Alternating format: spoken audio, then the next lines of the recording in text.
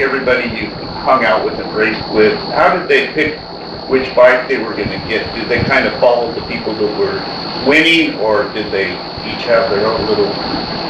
Well, you pick the bike you think you're going to do the best on. I always said that if I was going to stick my neck out on the start line, I wanted something that was capable of winning. You know, I didn't want to just be there for the heck of it. You know, and so you went from one bike to another. I started out with Greaves, being the first serious bike I ever rode, and I had a 64, a 65, a 66, and a 68. And in 68, they weren't winning again, winning like they had in the past. So I switched over to OSA first, and then I just had the OSA 1 year, and then I went to a CZ. And I had CZs up until I started riding Makos, because they were better. And you just win, you take whatever you think you can win on. The dealer has quite a bit to do with it, because I started on the Greaves because of Gene Thiessen. He's the only guy I knew in the business, so why wouldn't I buy from him, And then I rode BSAs for him too, and CZs. He started selling CZs. CZs? Czechoslovakian? Czechoslovakian, yeah. Is that the only bike Czechoslovakia makes? No, they make Jawas. Jawa is the parent company of CZ also. They build, I don't know what they're building now, but when they were in their heyday, they were the world champion.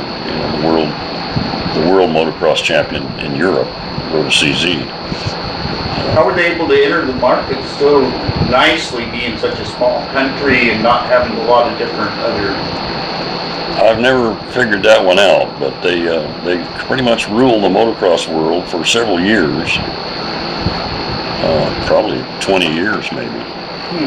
And then Suzuki started building, got serious about it. The Japanese, Suzuki being first company of the Japanese company that got involved in it on a serious line where they put actual money into it, Yeah. and tried to win, and they started winning. So, did you ever see anybody rich that went out and bought all sorts of equipment and changed bikes every week? Oh, many times, yeah. Show up with one bike, next week have a whole different bike. I mentioned Ralph Huffman being the Huffman Wright Logging, who had a lot of money, and he had a fast kid, and he put a lot of money into his kid. Had the best bikes you could buy, and he did well. Is there a lot of testing out until you find the bike for you? You just find a bike you like, and then you make it the bike for you. There's a lot of things you can do to bikes, even today. The bikes that they have today aren't, they're personalized, they have all sorts of different equipment you can buy for them, and you can maybe buy a bike for $10,000, and by the time you get it ready to ride, you have $20,000 in it. If you got the money. But the 10,000 model is probably just about as good as the 20,000 model. So there's all sorts of personalized handlebars. Make handlebars that are made out of titanium, which is really light, and they cost a lot of money, and probably doesn't do you a lot of good. But it's a personalized thing. You just make it your own. That's what I mean. So what is it with road racing? How come it isn't popular in areas like here, but in California, I think they have Portland? Well, the way I would put it is pavement was made to ride to work on, and dirt was meant to race on. I never paired anything for road racing. I've been to Laguna Seca, which was one of the biggest road races in the world, and it's pretty boring. You see somebody, it's a long track, and of course there's a lot of curves in it, and you're uphill and downhill, and you sit in one spot and you try to watch that race. Some guy come around in first place and a guy will be in third place, and they'll come back around and they've switched places, but you don't know how he did it because you didn't get to see it. You know, you can only see a small section of it. So that's the only national road race I ever went to, and I said I'd never go back again. You know, there's like 70,000 people there, and you know, I suppose even on a car race you can see everything on the track. well, on a circle track, but not on a road race track. Yeah.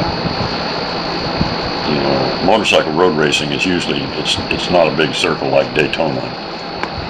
Some of them are, but Laguna Seca is just built on a hillside where you can maybe see a quarter of the track at one time, no matter where you're at. So there's a lot going on that you can't tell what's happening. Yeah. And plus the confusion of getting in and out of the place because it draws such big crowds, especially in California. And this is near Monterey. Laguna Seca is near Monterey, and beautiful place, you know, and people go there, and it's a big sport, road racing, but it's more done on a big level in Europe than it is here, because we're kind of into dirt. To me, the ultimate race to watch is a mile dirt track race. You know, an oval. Yeah. Just where usually they run horses on a horse track, but it's all dirt, and it's a mile long, and they get to go in now they're going like 130 plus down the straightaways on dirt, you know.